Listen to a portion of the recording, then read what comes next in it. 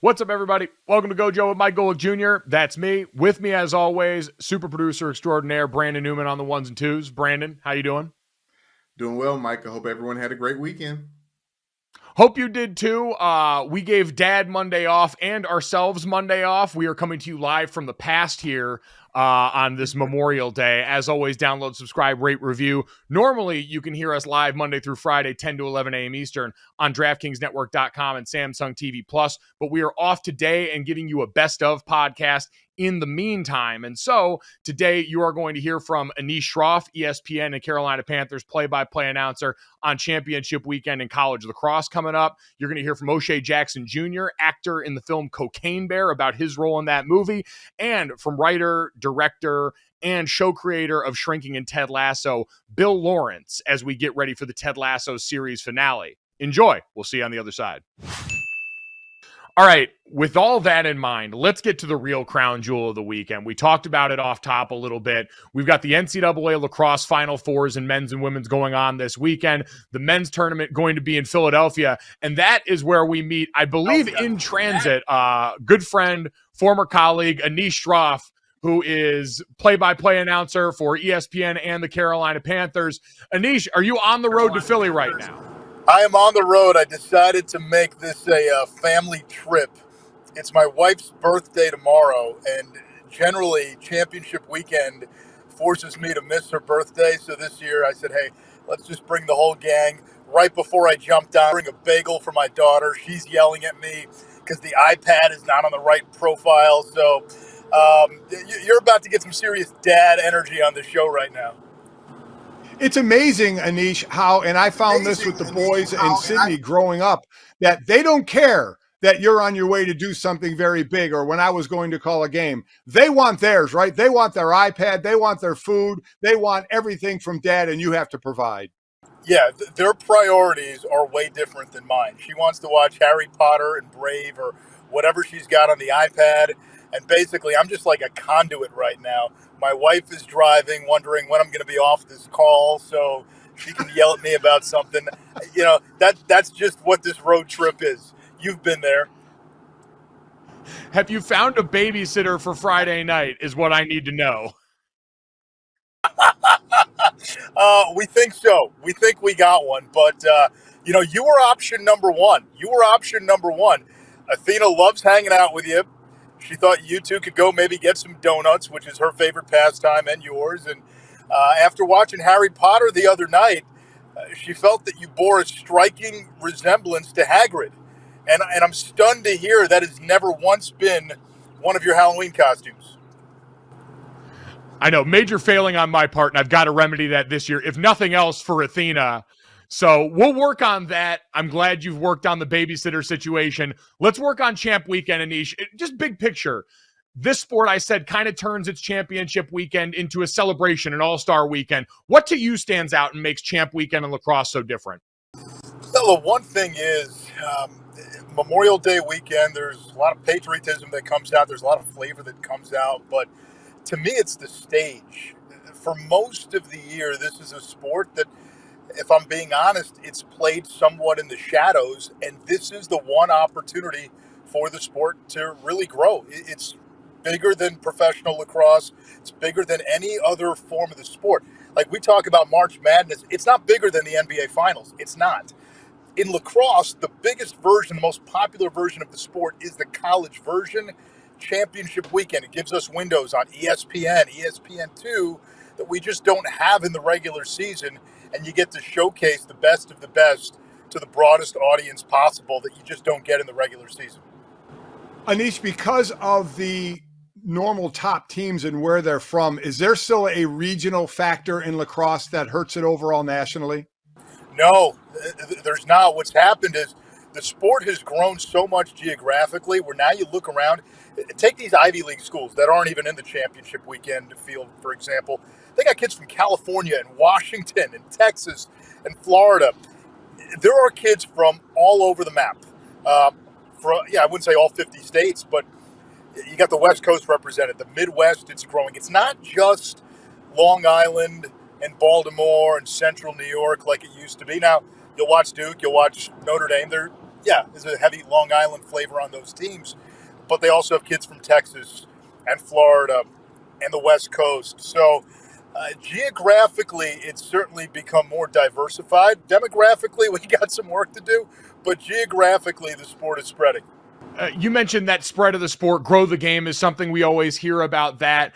And usually that comes from the stars. You can think of the Thompson brothers from back in the day, the Powells at Syracuse. If you were appointing people who are coming to the sport for the first time this weekend, their introduction, what's your sell as far as the stars that can help grow the game this weekend? Yeah, there's a lot of them, which is awesome.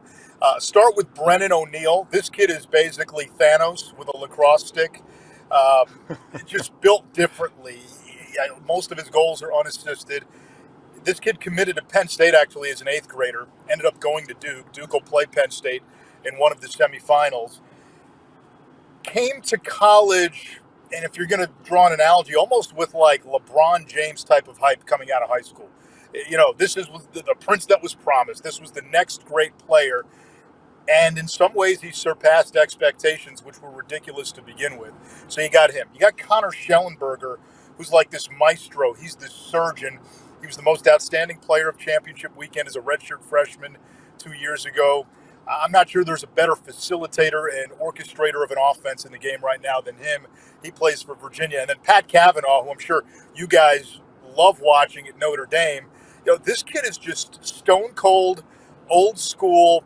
He and his brother, Chris Cavanaugh, will do things on the field where there's this sixth sense, this ESP between them, like the Thompsons, like the Powells, like the Gates.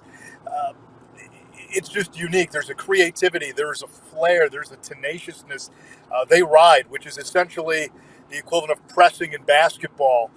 The way they do it, they're like banshees and piranhas. So you got the Cavanaugh brothers, you got Schellenberger, you've got Brennan O'Neill, and then you've got a host of other players who 10 years from now, we're going to look back on some of these games and go, whoa, I mean, look at the talent that we had concentrated in Philadelphia on one weekend. Yeah, the Cavanaugh family at Notre Dame has been incredible. All right, Anish, let's get through the Penn State-Duke game quickly because Mike and I don't care about it, but everybody else should care about it. How much of an upset would this be if Penn State were to knock off Duke? Probably one of the biggest upsets we've seen on championship weekend. Penn State's top defender got hurt last week. His status is unclear. They need everybody that they can get. It's going to be hard to match up man for man with Duke. The one area where Penn State does have an advantage matchup-wise is goalie. They've got one of the best goalies, and maybe one of the top 2 goalies left. Liam Entenmann of Notre Dame is very good, but this Frassian kid is incredible.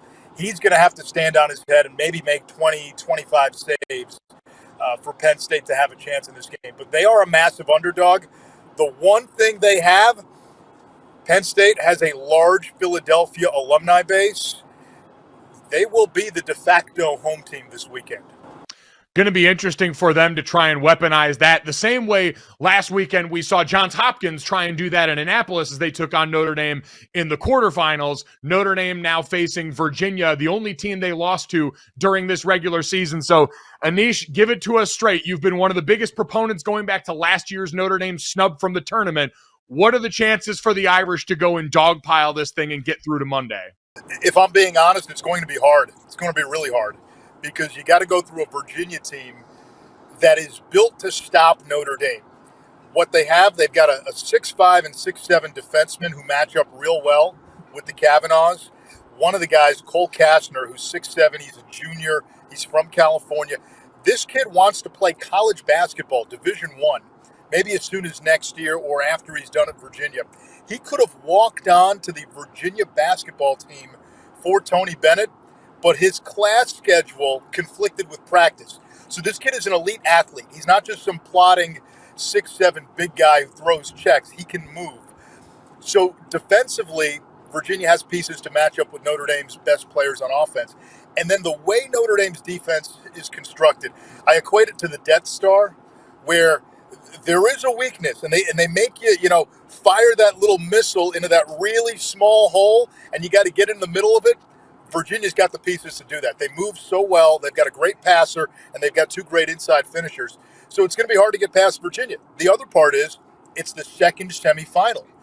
There's a significant disadvantage in playing game 2. It's less rest, especially when you got the quick turnaround. And looking at the temperatures, Monday's a hot day. So whoever comes out of that second semifinal, to me, is up against it in that game Monday, especially if they're playing Duke. And then if Notre Dame, if they get past Virginia, now you play Duke. Yes, they beat Duke in the regular season. They've had Duke's number the last couple of years. But again, short rest. And if you look at history, I mean, Mike, Duke has been the bête noire for Notre Dame lacrosse. Going back to 2010, national championship, Duke beats Notre Dame in overtime on a long pole goal. That's a long stick defenseman scoring a goal. They beat Notre Dame 3 times in the quarterfinals since then, again in the championship in 2014. They've knocked Notre Dame out of the tournament 5 times starting 2010. So for Notre Dame, this will be the ultimate exorcism. Can you beat a Virginia team that is beating you, 4 or 5 times in a row? And then can you beat Duke, the team that has haunted you in May over the last 15 years? Mike, I really like Anish. I consider him a friend, but I'm done talking to him. So you go ahead and finish this. I didn't like any of those answers. Goodbye.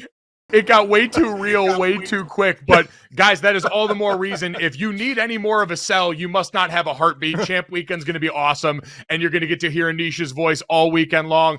Anish, thanks so much for the time, buddy. Safe travels. Tell Athena and Faye I said hi, and hope you guys have a great time. All right, hope to see you there Monday. Yes, sir. Awesome, man. How's it going? Everything's good, man. Chilling. Just doing press for this crazy movie. Did Rich Eisen yesterday. Did the talk this morning. I'm just grinding, bro. I've seen you everywhere, man. GMA, Kelly Clarkson. You've been all over the place. Yeah, it's not bad. It's definitely this part of it can be a little tiresome. It's just like on the body, catching flights, doing all that type of stuff, but it's part of it, man. You got to sell the movie too, and I do a pretty good job selling. No, that's for damn sure. I mean, getting to walk in with Cocaine Bear as the product that you're peddling to, pretty decent sales job to be on the other side of, for sure. Yeah, it's weird. It's just weird having like daytime news and like daytime shows talk about cocaine so openly. It's just like I got Al Roker talking to me. So, Cocaine Bear, and I'm like, oh yeah, you right. It does. It's so different because I feel like because we're right about the same age, and I feel like growing up, all of that stuff in the middle of the day, it just didn't get touched. It was daytime soap operas and Sports Center. Like, we didn't get to hear all that. So yeah, you leading the charge on that's like cussing in front of your grandparents for the first time. It just feels exactly wrong. Yeah. It's that same feeling of yep, that's what I'm here for. When I did I was doing Kenobi, and I'm on there. It's Disney, Star Wars, and best job I ever had. And I'm kicking it with Ewan McGregor, and it's like in my mind, I'm like, it's Obi-Wan Kenobi, and he's like, yeah. So Shay, what are you doing next? And I'm like,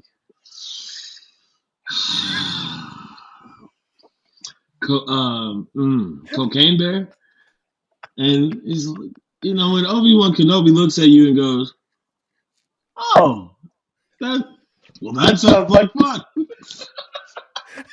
It's like, but yeah, everybody gets a kick out of that title, dude. And when they hear it's based on a true story, it's like, oh, dude, you have to do that movie. Oh, hook, line, and sinker. Listen, as someone who now has to introduce themselves as a podcaster, I understand it feels a little strange to put some titles in front of people when you're bringing that out in public. It's like, no, I swear, like I don't live in my folks' basement. It's a paid gig now. We're good. No, man. So it is interesting too, because now I feel like at this point we've seen pretty publicized tweeting this movie into existence, which, man, what a hero for all the rest of us who are staying on that hell site until its absolute dying day, that good things can come from Twitter. So you tweet about the movie. Elizabeth Banks, who's directing the movie, sees the tweet, and you guys connect. So from seeing and reading about it on Twitter to when you first get that script in front of you, what was that first read through like when all of a sudden you see, all right, this is what Cocaine Bear's about to sound like? I was happy that the bear is actually showcased as much as it is. It's like it's the elephant in the room. Like, people are what you're here to see. And we don't waste any time in getting right to it. And I love that. We don't I'm a fan of all type of creature movies, and part of, just like creature movie etiquette is you kind of tease a little bit. When are we getting to Jaws, bro? Where's Jaws at? You told me Jaws was gonna be here. And right off the jump, you guys are in for a ride with Koki. She is a problem in every sense of the word. And the first time I saw it was at the premiere. So to see, what you read come to light is always fun. It's always, it always is a butterflies, goosebumps type feeling. And so, man, it's exactly what I read. All right. It's like, no, this bear is on a ton of cocaine. Yes, check. Yeah. Check. 100%. What, like, because I saw how you guys filmed it too, so it's obviously a CGI bear, and spoiler alert for everybody, not a real bear hopped up on cocaine, but you guys had a dude on set who basically had to play the part of the bear. So how is it interacting with this guy that is supposed to be on a cocaine-fueled murder rage when he's not actually a bear? Yeah, it's a big New Zealand dude it's a big New Zealand dude named Alan Henry, who's from Planet of the Apes. He did Lord of the Rings work, so he gets in it. He's the real deal. Super cool dude. I really love laughing with people off camera. Great sense of humor. I feel like great morale makes great movies.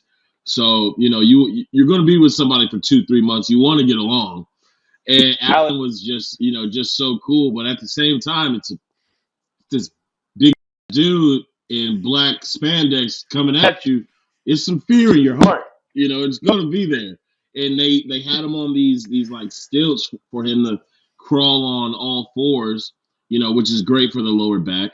But he's crawling on all fours all day, and he has this like apparatus where like we would see the bear's snout and its eyes.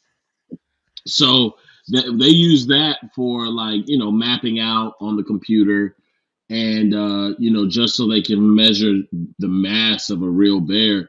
But it's cool. It's cool to have that. It's cool to have some, the closest thing to a practical effect as we can have, because in stuff like King of the Monsters, nothing is there. I remember that was the worst part. Is as a Godzilla fan, I was so excited to be in King of the Monsters, and I remember my first day driving the set thinking, I'm never going to see Godzilla, like the entire time. Like I'm going to have to wait 1.5 years before I even see a rendering of Godzilla.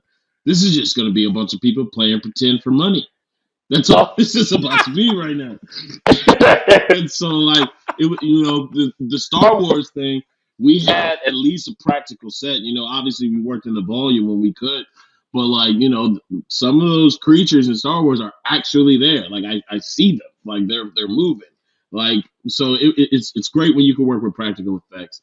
The closest thing we could get to a black bear in Ireland was Alan Henry. I love that dude. He's a beast, literally and figuratively. And just to be clear, Alan Henry didn't go full method acting and actually eat a bag of cocaine, I'm assuming. I can't speak on his personal life, but he seemed legit. He seemed okay. He held a conversation real smooth. All right, dude. So sorry, ready to roll. Oh, no problem, man. I know you guys got plenty going on. Trust me. No, man, it's a writer's room, and we were out late carousing last night because it's a premiere party for Ted Lasso, and we had to finish something today that I said I'd be done with by noon. It took me till 5 minutes ago, dude. I'm so sorry. Oh, no worries. I actually, funny enough, I ended up at that Ted Lasso premiere party last night. I was looking around and I didn't see you anywhere in there. Were you really there, dude? Because I met Sarah Spain there for like 30 seconds. So I'm surprised you weren't circling around her somewhere, man. Sarah was my ticket in there, actually. I must have like missed her at that point. She texted me at like 8:30 last night.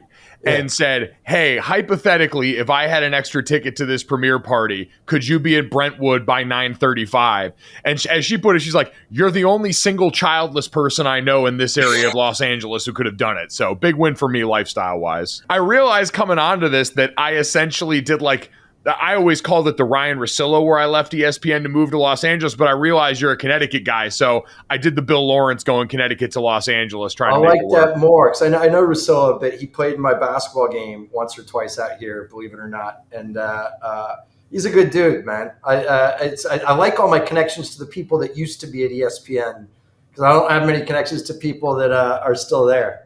Yeah, no, there's an interesting like breakout from all that. And ironically, a lot of people decided after living in central Connecticut, they'd rather live in Southern California, which isn't shocking. Well, look, I mean, I wouldn't say that those are opposite ends of the scale, but they're close. You know what I mean? Yeah. We're in Connecticut, man. I grew up in Avon and then went to high school in West Hartford. Yeah, okay. I should have known that. I knew that. Yeah, I grew up in the mean streets of Ridgefield, Connecticut. There you go. You say it's I got out though, man. I was a success story. I pulled myself up by my Fairfield County bootstraps. Got out of it. A true miracle that you're here with us today. Here, we're appreciative you found your way out here. I'm also like, I'm glad you survived playing basketball with Russillo. Are you as intense on the court as Ryan is? Because I know he takes that very seriously. He's a hard charger, man. Look, I had a milestone. My son is about 6'5". He played ball in high school and had to stop there. And my two milestones were he finally beat me in one-on-one. And I actually had to talk to a sports therapist about it because we said first 1 to 10 games, either he has to make my lunch, for every weekend for a couple of weeks, or I had to buy him a jersey he wanted. And he went up. He's much better than me. He can dunk. He's a better shooter, better athlete. And he went up like 8 games to 2 and then started talking. And so I just decided to, A, I'm going to psychologically defeat him. And B, whatever, I'm going to play him tight on his jump shot. Whenever he drives, I'm just going to tackle him into the bushes and not worry about it. Yep. And it got a really gross kind of pressure because I made it 9. I got it to 9 games to 8 him. And my wife had to say, like, what are you doing? Why does this matter to you? And I literally talked to a therapist buddy. I'm doing a show about therapy now, who said, you can't let him win, but you also can't do this crap you're doing. You have to play straight up, be kind. You can't foul him intentionally. And he just rocked me to win. And so that was like a huge, and then part 2 of it, I went on Dan and Stugatz's show. And I played ball because I was working out in Miami, and they speak so highly of you. You should know that. Tony played in his game, and the next day on the show, they asked him if I was good. He's like, he's got a great old man game. I'm like, dude, you just killed me. You killed me. Between that and them, I saw them. They were reading like the critiques from Time Magazine about training on there. You want to talk about psychological warfare? Those guys, that was below the belt as far as I'm concerned. Well, I don't think that there's. All right, I often say when I talk about this stuff that people mistake Hollywood and sports for being massively different than any other business, and in lots of ways they aren't. You know what I mean? In lots of ways. You have your shelf life, you're either hot or you're not. You have a free agent year. It's the same type. The one thing that is kind of overlap that doesn't exist elsewhere are you signed on for a job that people are going to crap on you. Mm-hmm. Even if you're trying your best, if it does not come up at the level they want it to. And I've been thinking about this all day. It's fascinating. Seth Rogen gave a super interesting interview yesterday that could have been given by a former athlete instead of an actor. And he said, I don't know what's changed in our culture, but I think if the critics, or in your case, when we're talking about sports, some of the sports reporters out there knew how much the crap they said really personally, the tone of it now personally hurts you.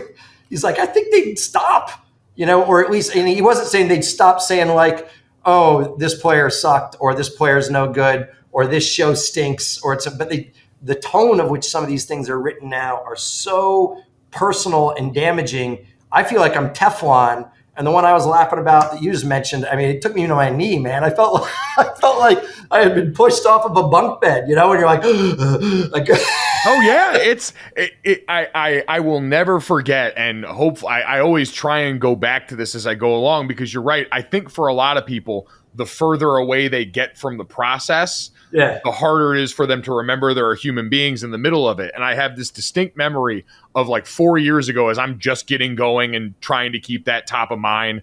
My dad's advice was always, hey, you're criticizing the action and not the actor. Like, you can't make it personal. And that was when Eddie Lacy was still with the Packers, and he was, you know, a heavier running back. And a lot of people would comment on that. And Eddie came out and said that affected him. Like, he had to talk to somebody about that because he battled to keep his weight down. And I remember sitting there going, my God, if he hadn't said anything, we'd have probably all just kept going on making jokes about this like it didn't. And finally, you have some people speaking up, which I think is hopefully going to help that. But I don't even know if that's possible at this point. I don't know, man. You know, it's really fascinating. People don't even realize it about criticism in entertainment. When I was a kid, and I'm old, you know, there were critics like a woman named Pauline Kael is a famous film critic, or a theater critic in Frankfurt. The people would get excited to read their reviews, negative or positive, because they were never personally mean. They were well written, like short stories and insightful. And even if you read that stuff about your own crap, you would be like, oh, that's a good point. Or that's it. And it never felt like someone was just hammering you. And now man, I'm literally half the time, someone doesn't like things like, well, you know what you're going to get with the Bill Lawrence show, this piece of crap. And I'm like, whoa, what happened? I'm a pretty decent guy. I can say, what did I ever do to all of you guys? Good Lord. Know, man. Look, the one thing that we have that actors, athletes, even hosts like yourself don't have is we have a step removed, because at least I get to live in the world of like, oh, you're judging this stuff I wrote on a pad and not me personally. Once you enter into the world of you know, feeling like you're personally attacked, man, it's rough out there. I think, and because I heard you talking on the South Beach sessions with Dan about your start being in stand-up comedy when you first came out here, does that influence how you write, knowing that, like, hey, part of what I'm doing in here is going to end up being in a performance with someone that's going to be on them? Like, to your point, that actor's face and name are front and center on all of that. Did that experience being on the stage, being in front of people like that, kind of influence the way that you wrote for others for that reason? Yeah, in two different ways. Look, one is I think I started in something called multi-camera sitcoms, where I'm so old, man, that, you know, my first show I created was called Spin City, but I wrote on Friends, Boy Meets World, and there'd be a live audience. And there is nothing, if you have the experience of a stand-up, of just going out and eating it, you know, of having a night or some material that people just do not respond to in any way, shape, or form, you have an extra layer of protection for actors and actresses you like, because for them to die up on stage with something they didn't even write. I still remember, by the way, is I said Mike Fox is the nicest guy in the planet. The coolest thing of, you know, an icon for me was suddenly saying stuff I wrote. And I remember the first year I convinced him to try a joke that he didn't like. I'm like, oh, I'll just try it. It'll be funny, man. And, you know, in front of a packed audience, he did it. It was silence. And he broke in the middle of the scene. He just goes, I'm going to murder you, Bill. And then the audience all laughed. I'm literally like, I'm so sorry. I'm sorry, man. So that aspect of it, of not wanting to subject people to that, I think it drives you, makes you work harder. I think the other thing it teaches you stand up is to look, there's two schools of writing, especially comedy writing.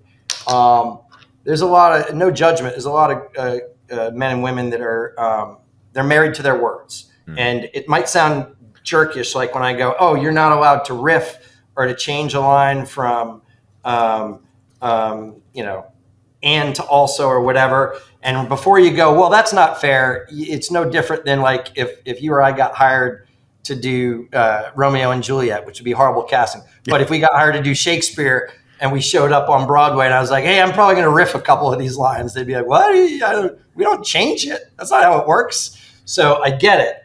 But for me, what stand-up taught me was there are different things that comics and comedians can say that only work because they're coming out of their voice, And I mean, try it sometime. I told some young comedy writers I was teaching at a college to say, one of your favorite stand-ups sometime, go online and try to find a written out, version of one of their bits, unless it's a hard setup, punchline, whatever, just to read it. Sometimes it's not funny. Sometimes the Chappelle, until it comes out of Chappelle's mouth or Bill Burr's mouth, or Sarah Silverman's mouth, sometimes it, on the page, you're like, oh, that's kind of, and then when they say it, you're like, boom. So with TV writing, I really embraced I say with actors and actresses, when I do a pilot, the characters belong 50% to the performers and 50% to the writers. But then they get to start taking more and more ownership every week, till on my shows that work the best, the cast by the end of the first season can say stuff like, I wouldn't say that, or is it okay if I say this differently? Or the best thing is, I'm going to do a different joke here, and they do it all on their own. And then someone comes up to me and goes, hey, I love that joke. I just go, thank you. I don't care. It's honestly, the parallels with that are actually incredible, kind of with soccer at the forefront of Ted Lasso, because really you think about that for the manager, that's what, you can put so much into them, and then these people have to take ownership.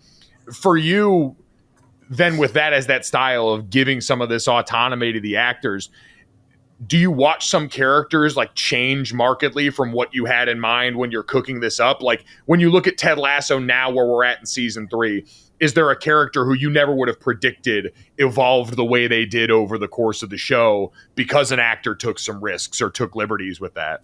Yeah, look, I can tell you right on the bat, that's a completely different situation, only because I called it the answer key. Jason Sudeikis was such a strong, and still is. I mean, he's running the show the 3rd year. I'm able to do other shows because the guy's just not an actor and writer. He's a showrunner. And so for me, 3rd season, I go, hey, I'm going to go do Shrinking in this thing called Bad Monkey in Miami. And he ran the show himself. The reason we call him the answer key, this is what's so weird, is to be in a writer's room with somebody that is pitching and developing stuff for their character. And before you put it on film, you can find out if it works because he'll just say it right next to you, which is freaky. The most interesting character change for me, I was blown away by, is the dude that plays Roy, Brett Goldstein, is he's a comedy writer and a comedian first. And you rarely see this. He's the exact antithesis of his character in real life. He's so sweet and so sensitive and kind, and he doesn't talk like this, and he doesn't growl, And so to see him, instead of just kind of like, a lot of times some of the actors and actresses in comedy, especially that we love the most, are playing versions of themselves. You know what I mean? And that's what we respond to. You want to believe that Tom Hanks is really like that. My other show, Harrison Ford, is really like that, it's fascinating when somebody takes something that from the second they get the part, you're like, oh, it's going to be a much more kind of open, emotional, sensitive guy. And he just to say, Brett's taken it so far, you'll be hard pressed to find a picture of him in the media smiling. He decided back then, he's like, man, if I'm going for it, I'm going for it. Even his photos, it's this, just absolute asshole face. You know what I mean? And I don't think anybody expected him to fly that way. It was really cool. He crushed it. I think with him especially, he kind of is a big part of what I think you do really well. And hearing your talk about sports and your background in sports and how much you love that, it makes a lot more sense, because the one thing, as I've, talked about the show and talked with people about the show, part of me always goes back to the former athlete stuff. And I feel like you guys hit so many of the smaller notes about locker room dynamics and about players transitioning away from the game and the difficulties with identity crisis, in addition to the obvious, overt conversations about the mental health around athletes. And I feel like Brett's character in Roy, especially the beginning of season 2, you really see so many of the parts of every former athlete, or I'd say the vast majorities, transition from the game into whatever their next role is. Like, did that just come from you and your experience? Were there other people that you talked about with that? How did that go? Well, look, this show in particular, I think one of the cool things about it was Jason and I initially connected he's a hell of a basketball player. He's a sports nut. One of our first bonding things the first year was he came out to my basketball game and immediately, that's how you like judge somebody. He immediately equipped himself very well. He's, Midwestern boy with a Midwestern jump shot, and so on that show, the most interesting thing about it, as far as being knowledgeable about the sports, it was going to be a sports show, so we had to kind of be obsessive about it. Brendan Hunt, who plays Coach Beard, is truly an encyclopedia of this stuff, and we're all fans. But the bigger issue was not knowing the Premier League the same way, and really discovering that it's the closest thing to regional college football, here, in the way that they have psychotic localized fan bases, and that kind of, a small city passion that also transcends nationally. We had to staff that show with Brett Goldstein, whose parents are all Tottenham Hotspurs, and Phoebe Walsh, whose family are all people that grew up with the passion of Premier League. So we understood it and could equate it to all our athlete friends. But what's so more interesting is your question's so good, because it's the perspective. I think, to me, it's easy to do sports when you're doing sports.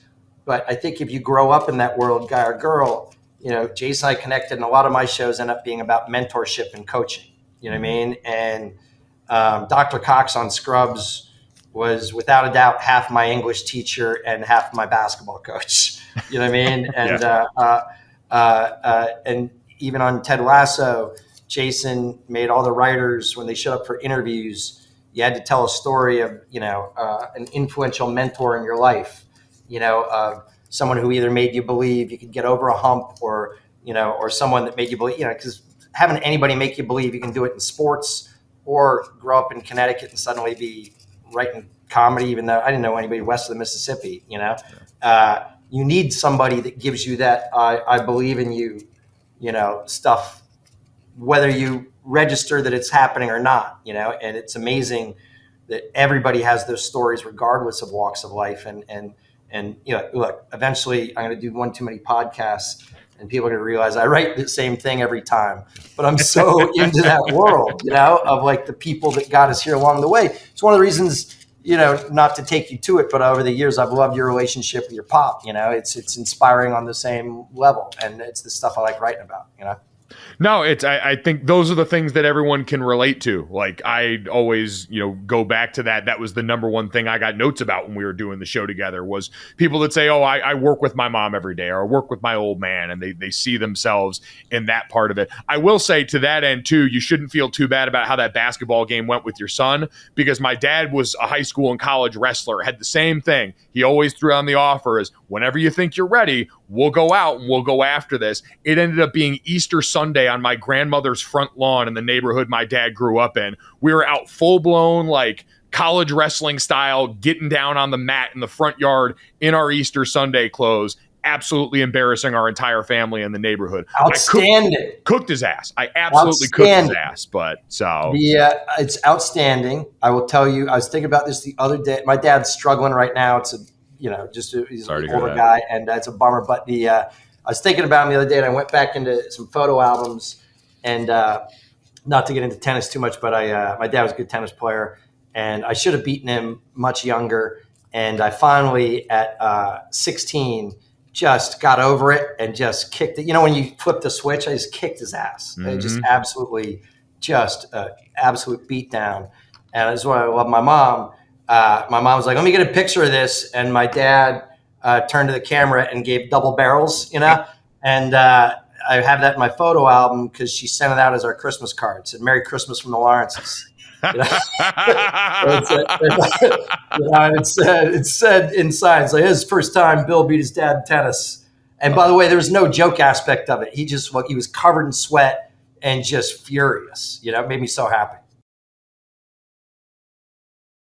All right, Brandon, time to finish this thing off the way we always do, so everyone can go out there and enjoy a safe Memorial Day with their family and friends, hopefully.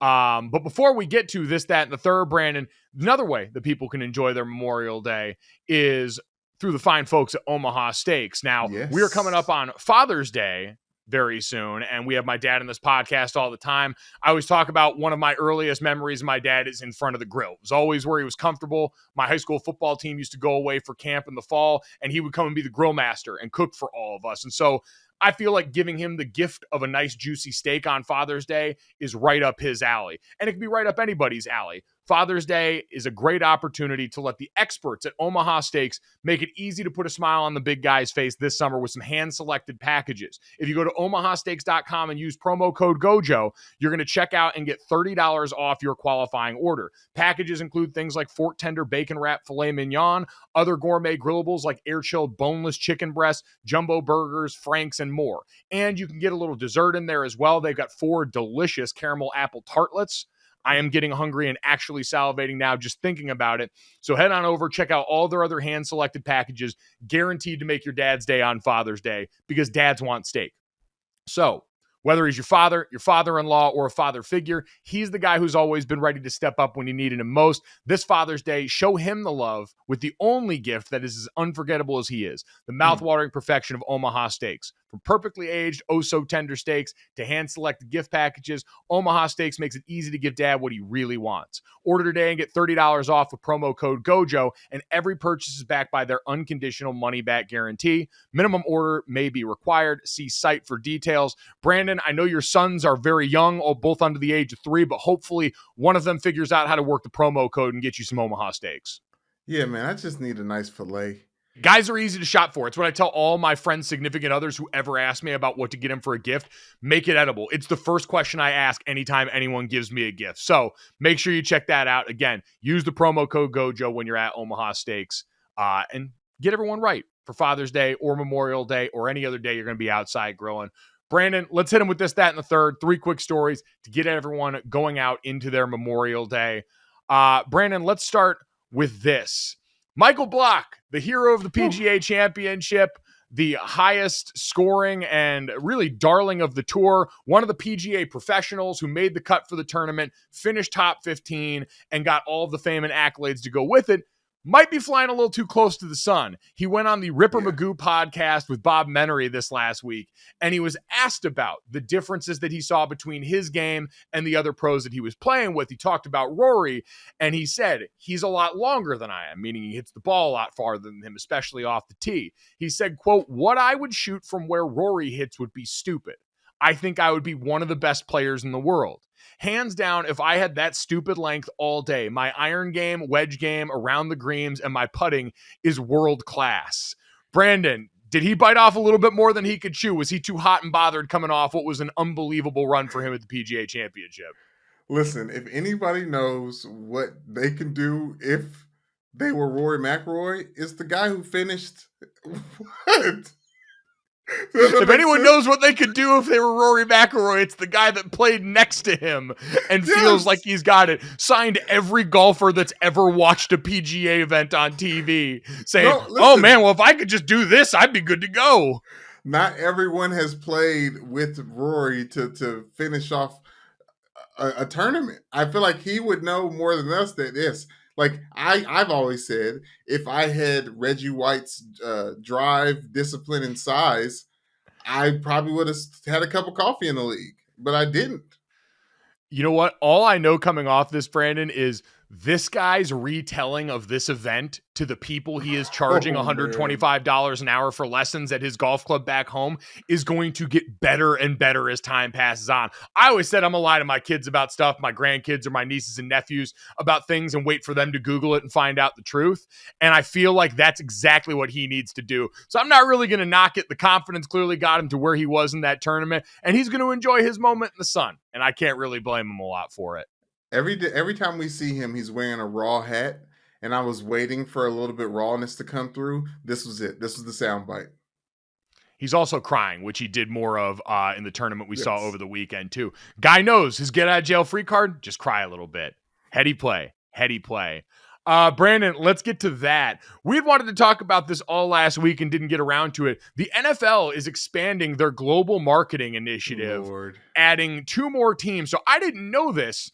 going back in the last year, the program was launched in January of 2022 with 19 participating clubs in 10 foreign markets. So how this works is normally NFL teams get to market only locally in their area. For everything outside of their area, the NFL handles the marketing and does it and distributes it equally across the entire league so that no club is getting an advantage over the other when it comes to where they have as far as a marketing reach. And so they've designated a lot of these countries that the NFL has either gone to play games in already or likely aspires to in the future for specific teams to market in. And so some of the highlights that were added in 2023, Brandon, included the New Orleans Saints being granted international marketing rights for France, which feels right considering a lot of the population down in Louisiana and the French influence there, the fleur-de-lis, all that stuff feels right at home. You have got the Pittsburgh Steelers being granted access to the Republic of Ireland and Northern Ireland. Now, I think this is tied to one of the Rooneys formerly being an ambassador over there as well, so there's some precedence there. And then the Atlanta Falcons become the 5th club granted international marketing rights to Germany. Apparently, Germany is a real hotbed for NFL football in a way that I was not fully aware of, Brandon. So I would also caution these teams to tread lightly because, Brandon, this does feel like a little bit of a trap, considering we know they've been sending Jacksonville over there for a long time, trying to get them nice and comfy. We know they've talked and opined about how maybe one day there could be a whole division over there. And this just feels like a trap to where if you do too well on this test, marketing internationally, all of a sudden you're going to wind up living there permanently. Yeah, I mean, other than the people in New Zealand, I don't think they have to worry about a franchise popping up there. But I just feel like this is all designated areas for these NFL teams to leave flyers, right? Like it's just like, or their boxes of gear that didn't sell for the year. Like I wish everyone well, but the international are making the NFL international game by putting the Kansas City Chiefs in Switzerland. I don't know how this is going to really move the needle.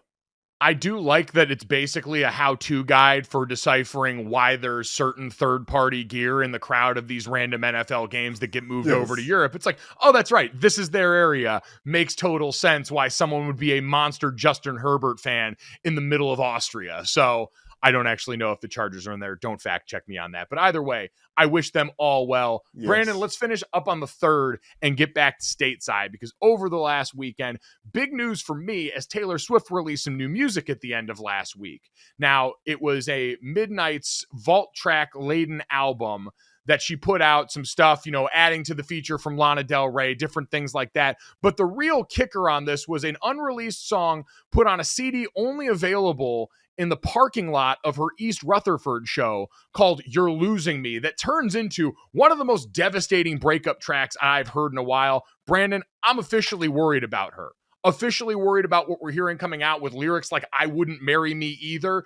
This is someone who's going through it right now. So we will, as a podcast, respect her privacy, wish her well, and keep Russell Westbrook style consuming this music like a hot dog off the end of the bench as we hope that she finds her way through what seems to be, from the outside looking in, troubling times. Now, Brandon, we hope everyone has a phenomenal Memorial Day. We give our thanks to the men and women who obviously gave the ultimate sacrifice, provide the freedom that we all enjoy with this country. And so we hope with your day off, you honor that by being safe with your family and friends and appreciating each other. We thank you, as always, for downloading, subscribing, rating, and reviewing this show, leaving us a 5-star rating, and checking us out on the DraftKings YouTube channel and live here on DraftKingsNetwork.com or Samsung TV Plus Monday through Friday. Thanks so much. We'll talk to you tomorrow.